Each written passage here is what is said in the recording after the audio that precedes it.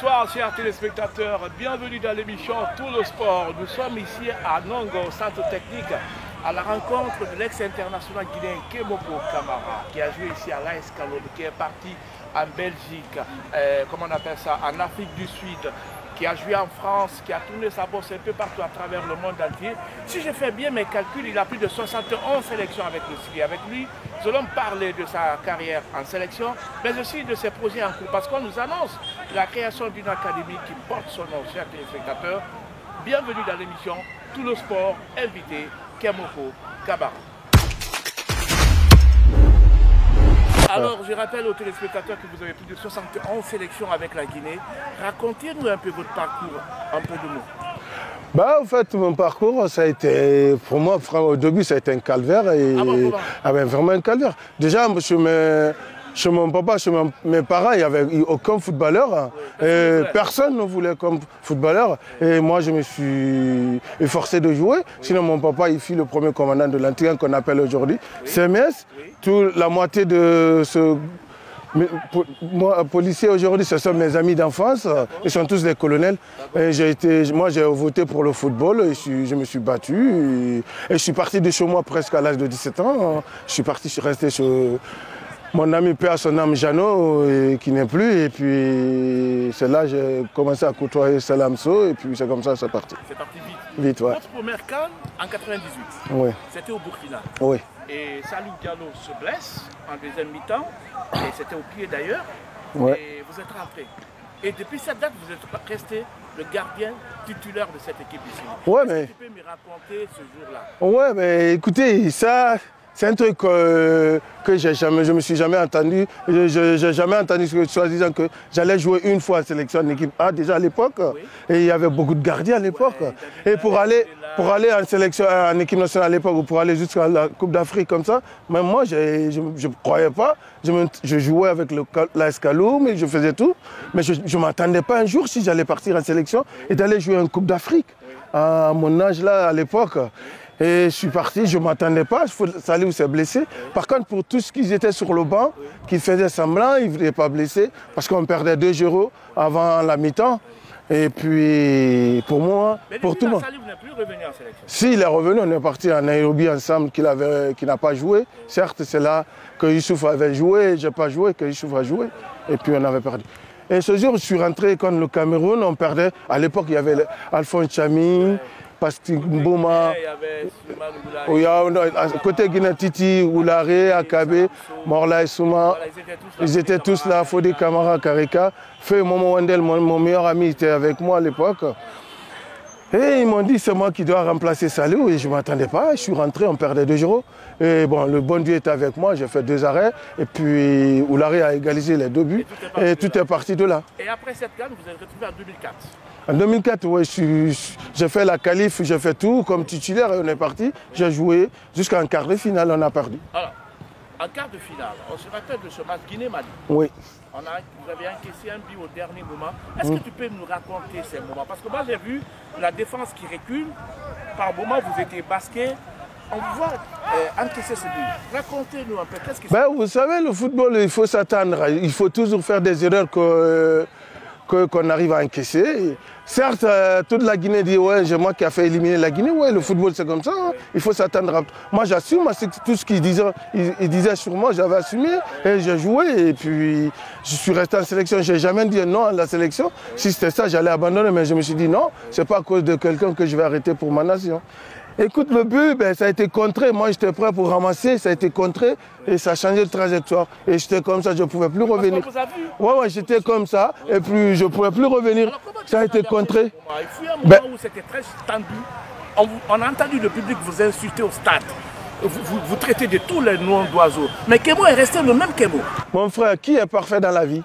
Tout le monde fait des erreurs. Certes, tout ce qu'ils disaient, tout ce qu'on m'insultait, j'assumais. C'est le métier. Le football, c'est ça, il faut s'attendre à tout moment. Moi, j'ai été fort mentalement. Vous savez, il y avait 3 joueurs en Guinée qui n'ont jamais été ratés. Et dans ma tête, je me suis dit, pourquoi moi, ils vont me rater? L'unique ballon d'or guinéen, Cherif Suleiman, il a été humilié au stade avant qu'on aille en Coupe d'Afrique en 98. J'étais là. C'était la première fois que je vois mon grand Salamso en larmes. Et personne à moment, s'il a Socrates, on l'a retiré le brassard le jour du match à Libreville. Oui. Fodela, on l'a enlevé dans le but qu'il a vu alors que c'est pas ça. Oui. Vous voyez, c'est les 3 que j'ai récupérés, j'ai mis pour moi dedans. Ça m'a servi d'arme et puis ça m'a donné. J'ai été fort mentalement à partir de ces 3 personnes. Alors avant qu'on ne parle de votre académie, les enfants s'entraînent en traînant là. Je vais vous amener à connaître votre choix par rapport à certaines situations. Par exemple, si je vous disais Fodela Kabara, Saliou Diallo. Fodela. Fodela. Et le monsieur, il s'est donné à fond. Le monsieur, il n'y a pas une catégorie qui n'a pas fait en Guinée. Okay. Saliou, il est venu certes tout récemment, certes, il a fait son moment, oui. Mais pour moi, personnellement, c'est Fodela. Saliou Diallo, comment? Saliou, je prends Saliou, parce que le mois qu'il est venu, moi je ne jouais pas, il était costaud, franchement, tout ce qu'il a fait avec l'OAFIA, et puis il est parti en sélection. Titi Socrate. Oula. Titi Kabara ou Socrate? Oula, c'est... Oula, les 2. Ah non, il n'y a pas de joker? Non, il n'y a pas de joker, les 2. Tu prends les 2? Ouais. Tu n'as pas le choix? Je n'ai pas de choix, les 2. Fodé Kabara Kareka, Fodé Mansaré. Wow. Ah, c'est lourd. Il faut choisir un. Vous savez, c'est pas les bons temps. Les bons temps, c'est pas. En fait, ils n'ont pas. Bah ouais, c'est pas la même époque. Le football de Mansaré. Oh, c'est lourd. Ah, désolé, hein, les gars. Franchement, je suis navré. Hein, désolé. Fodé. Fodé. Oui. Alors, Abdou Salam So, Pascal Fendu. Pouah, Pascal. Oh, non, les 2. Les 2, c'est mélangé dans la tête, c'est les 2. Sambé Gous, le Manouvoulari. Les 2 sont forts dans la tête, même profil. Ils n'étaient pas forts en pied, mais la tête, ils étaient là. Mon frère. Ouf, c'est lourd. Ah, c'est lourd, je peux pas. Je peux pas. Ah, je peux pas. Samengo. Je prends Samengo. Ouais. Alors, Ismaël Bangouras, le Madioula. C'est pas le même profil.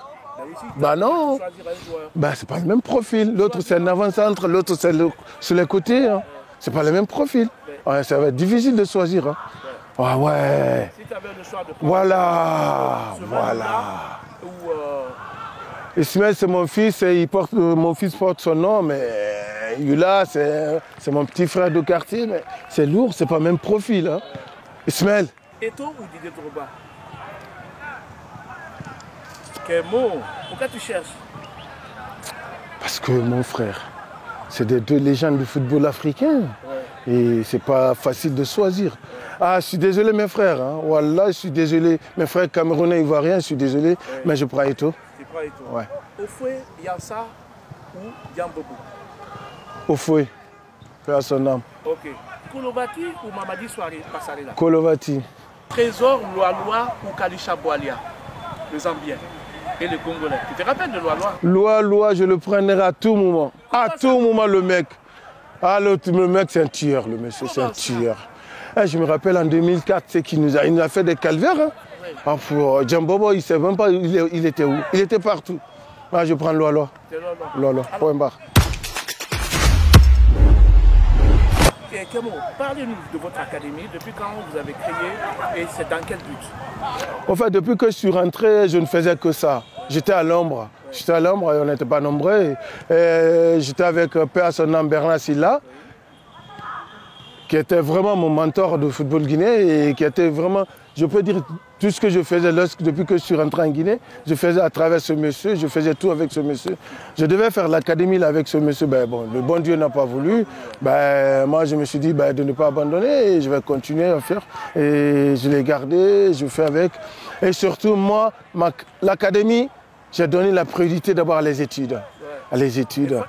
Il faut étudier. Tu es obligé d'aller à l'école. Ouais. Chez moi, il faut aller à l'école. Vous savez, il y a plein de joueurs. Moi, je prends l'exemple sur moi. J'ai raté quelque chose pour les études. Et je ne veux pas, eux, ils ratent ça aujourd'hui. J'aimerais qu'ils continuent à étudier. Moi, là, j'ai pas. J'ai commencé. Il y avait un gardien qui était avec moi 12 ans. Il a maintenant 14 ans. Je commence de 12 à 14 ans. Hein.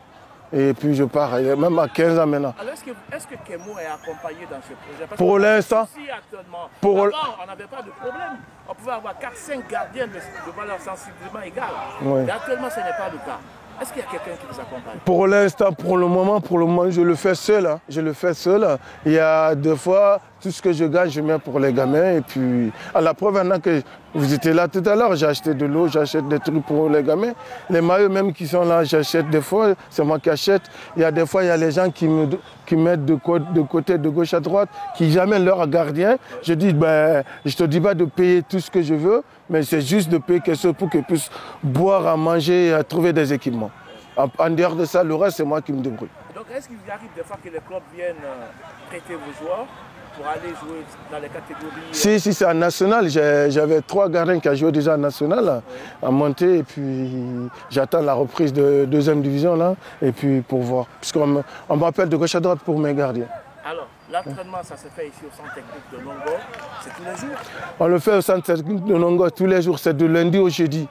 Ben après, vendredi, samedi, dimanche, puisqu'il y a bientôt les vacances, les congés, je vais remettre les vendredis dedans. Mais actuellement, on a les 4-5 jours à faire avec, de lundi au jeudi, ici. Alors, spécifiquement pour la séance d'aujourd'hui, je constate que les enfants jouent avec les pieds. Oui, chaque jeudi, c'est ça. Et vous savez... Vous savez, le football est modernisé maintenant. On n'a plus besoin de 4 défenseurs maintenant. Il y a tout en défense en plat. 3 défenseurs, c'est le gardien qui est libéraux, qui est 4e défenseur. Tu es obligé de jouer au pied. Et si tu n'arrives pas à le faire au pied, mais comment tu vas t'en sortir? Il ne tient pas tout le temps de la main. Des fois, il faut les faire jouer au pied. C'est pour ça que chaque jeudi, c'est ce qu'on le fait. On joue balle au pied, rien que balle au pied les jeudis. Vous avez créé votre académie parce qu'à un certain moment, je ne parle pas à votre place, est-ce que vous n'avez pas pensé que le niveau a baissé un tout petit peu? Pour l'instant, le niveau a baissé chez nous. Pourquoi? Parce que déjà, je l'ai créé juste pour être gardien de but, pour avoir des gardiens colosses et surtout pour avoir les gardiens qui sont forts mentalement, comme leur entraîneur qui avait subi tout et qui n'a jamais lâché. C'est pour cela, tout ce que je fais, je crie souvent sur eux pour voir comment ils vont tenir le coup. Et c'est pour cela, moi, je les prépare mentalement surtout. Alors, dans la famille, à part toi, il y a ton fils, Richard, oui, qui est grand gardien de but, il a été international guinéen, oui, il est actuellement au Ghana. Oui. On peut avoir ses nouvelles, Richard? Oui, il va très bien, il va super bien. Il est là-bas, il s'en sort tranquille, il va très bien. Et il y a son frère, Ismaël. Ismaël qui fait le football américain qui est aux États-Unis, lui aussi se porte très très bien, machallah.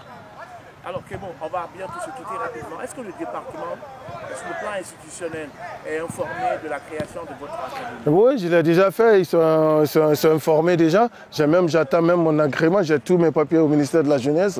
Tout est prêt déjà. Je pense que j'attends juste comme ils donnent. On nous dit chaque fois d'attendre la semaine qui vient là, et surtout la semaine qui vient là, ils disent d'aller voir, et puis c'est le numéro qui manque seulement, et puis comme ils donnent mes papiers. Sinon, ils sont au courant. Alors, quel est votre regard actuellement, Kémo, sur le football guinéen? Tout ce que moi je demandais surtout à l'État ou au ministère ou à la Fédé, c'est de nous trouver des terrains, des infrastructures pour le pays. Ah, pourtant, ça joue un rôle. Ça joue beaucoup de rôle. Si on a ça, mais regarde, on n'a pas assez. Regarde, il y a combien de footballeurs aujourd'hui? Le terrain qui est à côté de vous là, ça fait presque de 6 h du matin à 22 h. Il n'y a que des gamins qui viennent. S'il y en a plus que ça, je pense qu'on n'aura pas envie d'aller ailleurs. On va essayer de jouer chez nous et puis de rehausser le championnat guinéen.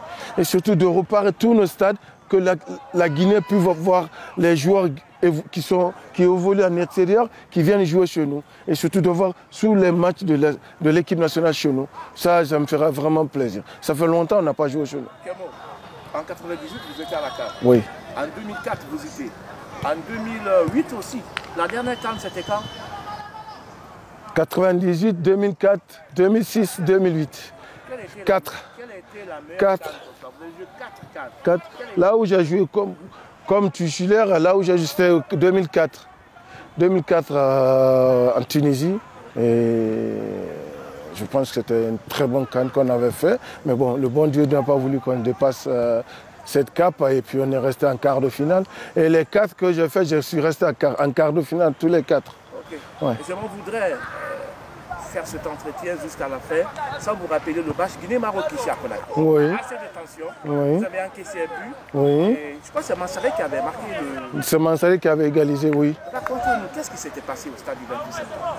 Ben, c'est ce que je viens de vous expliquer tout à l'heure. Hein. Le football, oui, il faut s'attendre. Oui. Il est resté la même personne jusqu'à la fin. Ben, c'est ce que je viens de vous expliquer tout à l'heure. Les 3 messieurs, ils m'ont emmagasinés, façonnés, que je tienne le coup par rapport à eux. Parce que là, j'ai vu les 3 personnes et ils n'étaient pas bien dans la tête. Et moi, je me suis dit, non, je ne vais pas lâcher pour quelqu'un d'autre. Hein. Tu encaisses le but? J'encaisse le but. En rentrant à la mi-temps, paix à son âme, comme son nom m'échappe. Qu'il était l'intendant des cadets à l'époque, il est décédé, j'ai oublié son nom. Ouais. Da Silva.